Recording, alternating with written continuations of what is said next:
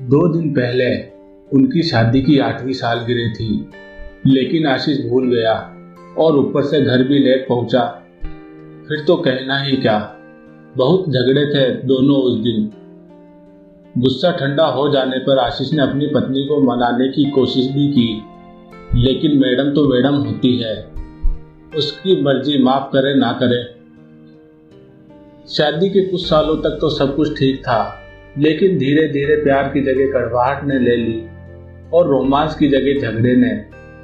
अब तो एक दूसरे के प्रति सम्मान के बीच में उनका स्वाभिमान आने लगा था। एक समय था जब दोनों को लगता था कि वे एक दूसरे के बिना जी नहीं पाएंगे, मगर आज वही दो प्रेमी एक ही छत के नीचे अजनबियों की तरह जी रहे थे। आखिर कोई अपनी मैरिज एनिवर्सरी कैसे भूल सकता है? वह मुझे अब पहले जितना प्यार नहीं करता। सोफे पर बैठी खुशबू के मन में ख्याल आया। वह अपने पति से इतनी नाराज थी कि पिछले 2 दिनों से उससे ठीक से बात भी नहीं की थी। तभी दरवाजे की घंटी बजी। उसने जाकर दरवाजा खोला। सामने बारिश में भीगा हुआ आशीष खड़ा था। हाथों में फूलों का गुलदस्ता था और चेहरे पे मुस्कान। लेकिन खुशबू अभी भी माफ करने के मूड में नहीं थी। उसने गुलदस्ते को नीचे फेंक दिया और फिर से झगड़ने लगी। तुम्हें क्या लगता है, इस तरह से मुझे गुलदस्ता देने से मैं बात को भूल जाऊंगी? अगर सच में प्यार करते हो तो दिखाओ, इस तरह से झूठ मूठ का नाटक मत करो। आशीष कुछ बोल पाता इससे पहले घर के अंदर से मोबाइल की घंटी बजने की आवाज सुनाई दी। खुशबू ने अंदर जाकर फोन अपने हाथ में लिया और कॉल करने वाले का नंबर देखा। उसे थोड़ा सा आश्चर्य हुआ। वह कॉल आशीष ने ही की थी, लेकिन जब उसने फोन उठाया तो दूसरी तरफ किसी अनजान मर्द की आवाज सुनाई दी। हेलो, मैं गुड़गांव पुलिस स्टेशन से सब इंस्पेक्टर विजय सिंह राठौड़ बात कर रहा हूँ। क्या यह आशीष शर्मा के घर का नंबर है? जी हाँ, क्या कोई प्रॉब्लम है?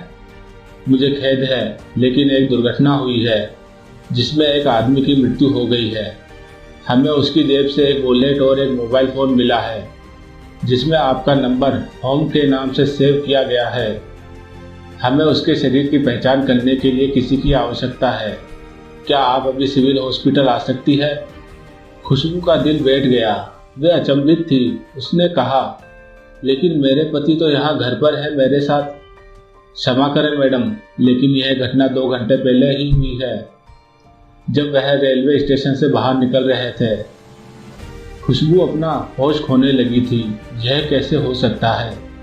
उसने पहले किसी से सुना था कि कभी कभी आत्माएं इस दुनिया को छोड़ने से पहले अपने प्रियजनों से मिलने आती है। अपनी आंखों में आंसू के साथ वे भागती हुई हॉल में पहुंची। आशीष वहां नहीं था। पुलिस वाला सही कह रहा था। अब उसे पछतावा होने लगा। आशीष बनने के बाद भी आखिरी बार उसे मनाने आया था, लेकिन उसने गुस्से में आकर उसके साथ घटिया किस्म का बर्ताव किया। कितनी बुरी हूँ मैं।